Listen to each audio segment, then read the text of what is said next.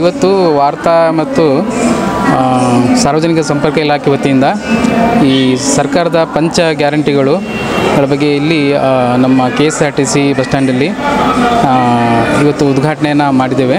ಇದರ ಮುಖ್ಯ ಉದ್ದೇಶ ಏನು, ಪಂಚ ಗ್ಯಾರಂಟಿಯಲ್ಲಿ ಅನ್ನಭಾಗ್ಯ ಇರ್ಬೋದು, ಗೃಹಲಕ್ಷ್ಮಿ ಇರ್ಬೋದು, ಗೃಹಜ್ಯೋತಿ ಇರ್ಬೋದು, ಅಥವಾ ಯುವ ನಿಧಿ ಇರ್ಬೋದು, ಅಥವಾ ಶಕ್ತಿ ಯೋಜನೆ ಇರ್ಬೋದು. ಸೊ ಇವೆಲ್ಲ ಸಮರ್ಪಕವಾಗಿ ಜಾರಿಗೆ ಆಗ್ತಾ ಇದ್ದಾವೆ ಅನ್ನೋ ಬಗ್ಗೆ ಸಾರ್ವಜನಿಕರಿಗೆ ಒಂದು ಗಮನಕ್ಕೆ ತರಬೇಕೊಂದು.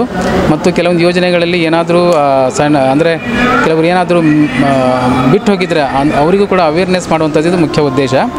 ಸೊ ಈ ಏನು ಪಂಚ ಗ್ಯಾರಂಟಿ ಕಾರ್ಯಕ್ರಮಗಳಿದ್ದಾವೆ, ಎಲ್ಲ ಯಾರ್ಯಾರು ಅರ್ಹರಿದ್ದಾರೆ ಎಲ್ಲರಿಗೂ 100% ಅದು ತಲುಪಬೇಕು. ಆ ನಿಟ್ಟಿನಲ್ಲಿ ಹೆಚ್ಚಿಗೆ ವ್ಯಾಪಕ ಪ್ರಚಾರ ಕೊಡಬೇಕಂತ ಹೇಳ್ಬಿಟ್ಟು ಇವತ್ತು ನಮ್ಮ ಬಳ್ಳಾರಿ ಜಿಲ್ಲೆಯ ಈ ಒಂದು ನಮ್ಮ KSRTC ಬಸ್ ಸ್ಟ್ಯಾಂಡ್ನಲ್ಲಿ ಸಾರ್ವಜನಿಕ ಮತ್ತು ಸಂಪರ್ಕ ಇಲಾಖೆ, ವಾರ್ತಾ ಮತ್ತು ಸಂಪರ್ಕ ಇಲಾಖೆ ವತಿಯಿಂದ ಉದ್ಘಾಟನೆ ಮಾಡಿದ್ದೀವಿ. ಸಾರ್ವಜನಿಕರು ಇದನ್ನು ವಿಸಿಟ್ ಮಾಡಿ ಇದ್ರ ಬಗ್ಗೆ ಹೆಚ್ಚಿಗೆ ತಿಳ್ಕೊಳ್ಳಿ.